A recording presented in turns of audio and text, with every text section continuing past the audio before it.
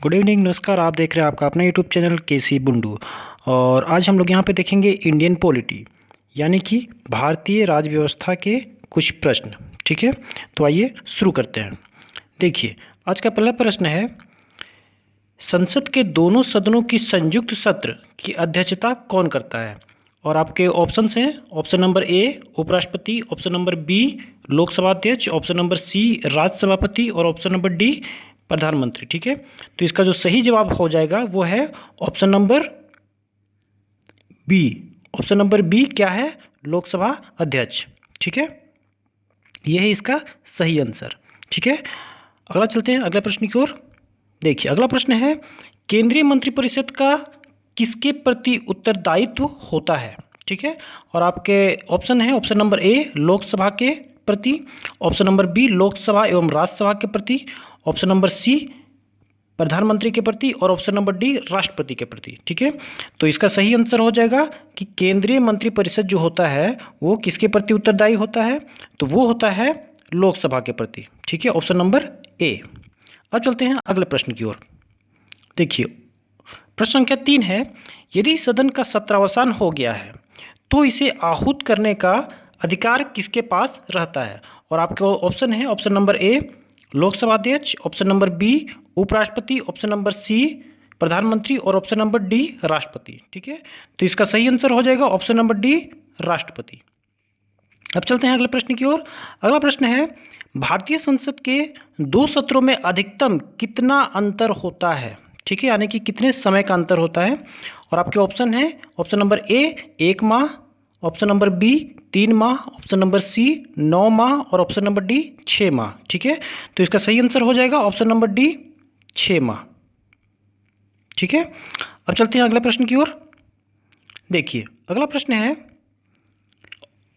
प्रश्न संख्या 5, भारतीय संविधान के अनुसार संसद की बैठक एक साल में कम से कम कितनी बार आयोजित होनी चाहिए? ठीक है, तो इसका ऑप्शन है, ऑप्शन नंबर ए 1 बार, ऑप्शन नंबर बी 2 बार, ऑप्शन नंबर सी 3 बार और ऑप्शन नंबर डी 4 बार। ठीक है, तो भारतीय संविधान के अनुसार संसद में जो बैठकें होनी चाहिए वो मिनिमम, ठीक है, मिनिमम वो होनी चाहिए 2 बार।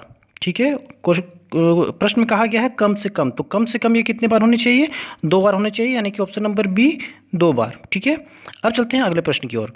देखिए, अगला प्रश्न है, संसदीय व्यवस्था में 0 आवर किस देश की देन है? ठीक है, 0 आवर जिसको कि हम लोग जानते हैं शून्यकाल के नाम से, शून्य काल के नाम से हम लोग जानते हैं। ठीक है, तो ये जो शून्यकाल है ये किसकी देन है? और आपके ऑप्शन दिए हुए हैं, option number A America, option number B Britain, option number C Bharat और ऑप्शन नंबर डी स्विट्जरलैंड। ठीक है, तो ये जो 0 आवर है यानी कि जो शून्यकाल है ये देन है हमारे देश यानी कि भारत की। ठीक है, आगे चलते हैं। देखिए, अगला प्रश्न है, भारत के राष्ट्रपति का चुनाव किस पद्धति से होता है? और आपका ऑप्शन है बहु असंक्रमणीय मत, ऑप्शन नंबर बी एकल असंक्रमणीय मत, ऑप्शन नंबर सी एकल संक्रमणीय मत और ऑप्शन नंबर डी एकल संक्रमणीय बहुसंक्रमणीय मत। ठीक है, तो इसका सही आंसर हो जाएगा कि हमारे देश में यानी कि भारत में राष्ट्रपति का चुनाव जो होता है वो ऑप्शन नंबर सी, ये देखिए एकल संक्रमणीय मत के द्वारा होता है। ठीक है, आगे चलते हैं। अगला प्रश्न है, औपचारिक रूप से संघ की कार्यपालिका की शक्तियां किसमें निहित होती है? ठीक है, यानी कि संघ की कार्यपालिका की जो शक्तियां होती है वो किसमें होती है? और आपके ऑप्शन है, option number A Lok Sabha, option number B राष्ट्रपति, ऑप्शन नंबर सी प्रधानमंत्री और ऑप्शन नंबर डी उपराष्ट्रपति। ठीक है, तो औपचारिक रूप से ऑफिस होता है, कार्यपालिका की शक्तियां वो निहित होती है राष्ट्रपति में, यानी कि ऑप्शन नंबर बी। ठीक है, आगे चलते हैं। अगला प्रश्न है, केंद्रीय मंत्रिपरिषद किसके प्रति उत्तरदायी होती है? ठीक है, और आपके ऑप्शन है, ऑप्शन नंबर ए जनता के प्रति, ऑप्शन नंबर बी राष्ट्रपति के प्रति, ऑप्शन नंबर सी लोकसभा के प्रति और ऑप्शन नंबर डी राज्यसभा के प्रति। ठीक है, तो जो केंद्रीय मंत्रिपरिषद होता है, ठीक है, सेंट्रल जो गवर्नमेंट होता है वो किसके प्रति उत्तरदायी होता है? तो वो होता है, देखिए किसके प्रति उत्तरदायी होता है? तो वो होता है ऑप्शन नंबर सी लोकसभा के प्रति। ठीक है, आगे चलते हैं। देखिए, हमारे देश में किसी राज्य की कार्यपालिका शक्ति का प्रधान कौन होता है? ठीक है, किसी भी राज्य के बारे में कहा जाता है, राज्य के बारे में कहा जा रहा है, यानी कि किसी भी स्टेट के बारे में कहा जा रहा है। ठीक है, और आपके ऑप्शन दिए हुए हैं, ऑप्शन नंबर ए मुख्यमंत्री, ऑप्शन नंबर बी कैबिनेट मंत्री, ऑप्शन नंबर सी राज्यपाल और ऑप्शन नंबर डी मुख्य सचिव। ठीक है, तो हमारे देश में जो है वो राज्य की कार्यपालिका का शक्ति का प्रधान कौन होता है? ठीक है, औपचारिक रूप से जो होता है वो होता है राज्यपाल। ठीक है, अब चलते हैं आगे। देखिए अगला प्रश्न है, लोक लेखा समिति अपना प्रतिवेदन किसे सौंपती है? ठीक है, ये एक संसदीय समिति है, जैसे कि आपने नाम सुना होगा लोक लेखा समिति, प्राक्कलन समिति, ये सब क्या है? संसदीय समितियां हैं। ठीक है, तो इसमें कहा जा रहा है कि लोक लेखा समिति अपना प्रतिवेदन किसे सौंपती है? ठीक है, और आपके ऑप्शन है, ऑप्शन नंबर ए राष्ट्रपति को, ऑप्शन नंबर बी प्रधानमंत्री को, ऑप्शन नंबर सी लोकसभा को और ऑप्शन नंबर डी वित्त मंत्री को। ठीक है, तो इसका सही आंसर हो जाएगा ऑप्शन नंबर सी लोकसभा को। ठीक है, लोक लेखा समिति जो है वो अपना प्रतिवेदन किसे सौंपती है? तो लोकसभा को सौंपती है। आगे चलते हैं, अगला प्रश्न है, भारत में प्रथम गैर कांग्रेसी सरकार का प्रधानमंत्री कौन था?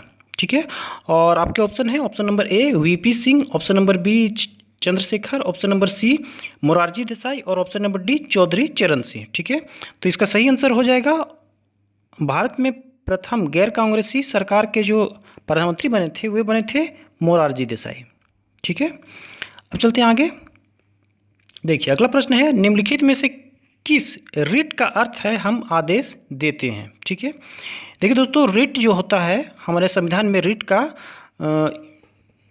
रिट को यहाँ पे लाया गया है, हमारे संविधान में उसके बारे में बतलाया गया है कि हम लोग उसको किस प्रकार से यूज करेंगे। ठीक है, तो रिट जो होता है वो मुख्यतः 5 प्रकार के होते हैं। कितने प्रकार के? 5 प्रकार के होते हैं। ठीक है, हमारे संविधान में उसका उल्लेख है। तो यहाँ पे कहा जा रहा है कि हम आदेश देते हैं। ठीक है, किस रिट का ऐसा अर्थ होता है कि हम आदेश देते हैं। ठीक है, और आपके ऑप्शन है, ऑप्शन नंबर ए परमादेश, ऑप्शन नंबर बी बंदी प्रत्यक्षीकरण और ऑप्शन नंबर सी उत्प्रेक्षण, ऑप्शन नंबर डी अधिकार परीक्षा। ठीक है, तो इसका सही आंसर जो हो जाएगा वो है ऑप्शन नंबर ए परमादेश। ठीक है, अब चलते हैं आगे। देखिए अगला प्रश्न है, संविधान का रक्षक किसे कहा जाता है? ठीक है, और आपके ऑप्शन है राष्ट्रपति को, ऑप्शन नंबर बी संसद को, ऑप्शन नंबर सी उच्चतम न्यायालय को और ऑप्शन नंबर डी लोकसभा को। ठीक है, तो जो संविधान का रक्षक है, संविधान का रक्षक कहा जाता है, इसमें देखिए ऑप्शन नंबर सी उच्चतम न्यायालय को, जिसको कि हम लोग सुप्रीम कोर्ट के नाम से भी जानते हैं। ठीक है, तो संविधान का रक्षक किसे कहा जाता है? उच्चतम न्यायालय को, जो कि देश का सबसे बड़ा न्यायालय है। ठीक है, आगे चलते हैं। अगला प्रश्न है, भारतीय संविधान की प्रस्तावना को कितनी बार संशोधित किया गया है?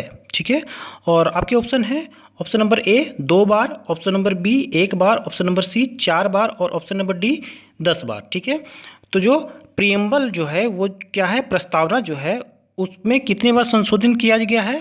तो वो संशोधन किया गया है मात्र 1 बार, यानी कि आपका हो जाएगा ऑप्शन नंबर बी 1 बार। ठीक है, अब चलते हैं आगे। अगला प्रश्न है, किस संशोधन द्वारा संविधान में नागरिकों के मौलिक कर्तव्य जोड़े गए हैं? ठीक है, और आपके ऑप्शन है 42वां संविधान संशोधन, ऑप्शन नंबर बी 25वां, ऑप्शन नंबर सी 44वां, ऑप्शन नंबर डी 52वां। ठीक है, तो इसका सही आंसर हो जाएगा कि किस संविधान द्वारा यहाँ पे मौलिक कर्तव्य जोड़े गए हैं, तो क्या हो जाएगा? ऑप्शन नंबर ए 42वां संविधान संशोधन, जिसको कि हम लोग लघु संविधान के नाम से भी जानते हैं, या फिर उसको इंग्लिश में बोलेंगे तो क्या बोलेंगे? Mini constitution. ठीक है, हम लोग उसको मिनी कॉन्स्टिट्यूशन या तो फिर लघु संविधान के रूप में भी जानते हैं। और वे कौन सा संविधान संशोधन है? तो वो है 42वां। ठीक है, अब चलते हैं आगे।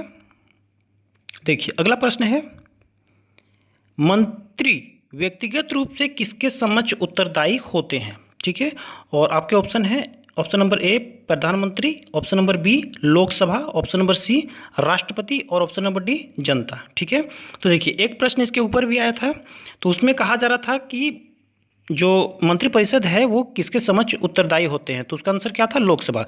यहाँ पे क्या कहा जा रहा है? यहाँ पे एक वर्ड देखिए आ गया है, वो क्या है? व्यक्तिगत। ठीक है, व्यक्तिगत रूप से किसके समक्ष उत्तरदायी होते हैं, तो ऐसे प्रश्न में आपका सही आंसर क्या हो जाएगा?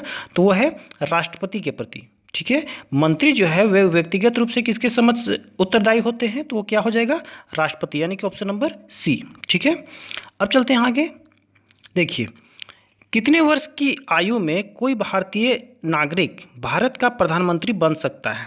ठीक है, यानी कि यहाँ पे प्रधानमंत्री बनने के लिए न्यूनतम उम्र एक तरीके से कहा जाए तो पूछा जा रहा है। ठीक है, और आपके ऑप्शन है, ऑप्शन नंबर ए 18 वर्ष, ऑप्शन नंबर बी 21 वर्ष, ऑप्शन नंबर सी 25 वर्ष और ऑप्शन नंबर डी 35 वर्ष। ठीक है, तो जो भारत का प्रधानमंत्री है, भारत का प्रधानमंत्री बनने के लिए जो न्यूनतम आयु सीमा है वो क्या है? 25 वर्ष, यानी कि ऑप्शन नंबर सी। ठीक है, ऑप्शन नंबर सी 25 वर्ष हो जाएगा। अब चलते हैं आगे। देखिए अगला प्रश्न है, संसद के किसी सदन की बैठक के लिए न्यूनतम गण पूर्ति कितनी होनी चाहिए? ठीक है, गण पूर्ति कहने का आशय कोरम से भी होता है। ठीक है, कोरम, कोरम का मतलब आप लोग समझते होंगे कि मिनिमम कितने सदस्य होने चाहिए तो फिर किसी बैठक की शुरुआत की जा सकती है, किसी बैठक को चलाया जा सकता है। ठीक है, तो देखिए इसका ऑप्शन क्या क्या दिया है, समस्त सदस्य का 1/10। ठीक है, ऑप्शन नंबर बी समस्त सदस्य का 1/5, ऑप्शन नंबर सी समस्त सदस्य का 1/6 और ऑप्शन नंबर डी दिया है देखिए समस्त सदस्य का 1/12। ठीक है, तो इसका सही आंसर हो जाएगा ऑप्शन नंबर ए समस्त सदस्य का 1/10। ठीक है, यानी कि संसद के किसी सदन के बैठक के लिए टोटल जितना भी मेंबर वहाँ पे इलेक्ट होके पहुँचे हैं, ठीक है, चुन के पहुँचे हैं, उसमें से 1/10 अगर वहाँ पे मौजूद रहेंगे तो वो सदन जो क्या है चल सकेगी। ठीक है, आगे बढ़ते हैं। देखिए अगला प्रश्न है, भारतीय संविधान की 8वीं अनुसूची में कितनी भाषाओं का उल्लेख है? ठीक है, और आपके ऑप्शन है, option number A 14, option number B 16, option number C 22 और ऑप्शन नंबर डी 35। ठीक है, तो इसका सही आंसर हो जाएगा ऑप्शन नंबर सी 22। ठीक है, हमारे संविधान की 8वीं अनुसूची में कितनी भाषाओं का उल्लेख है? तो कितनी है? Option number 22, sorry option number C यानी कि 22 भाषाओं का उल्लेख किया गया है 8वीं अनुसूची में।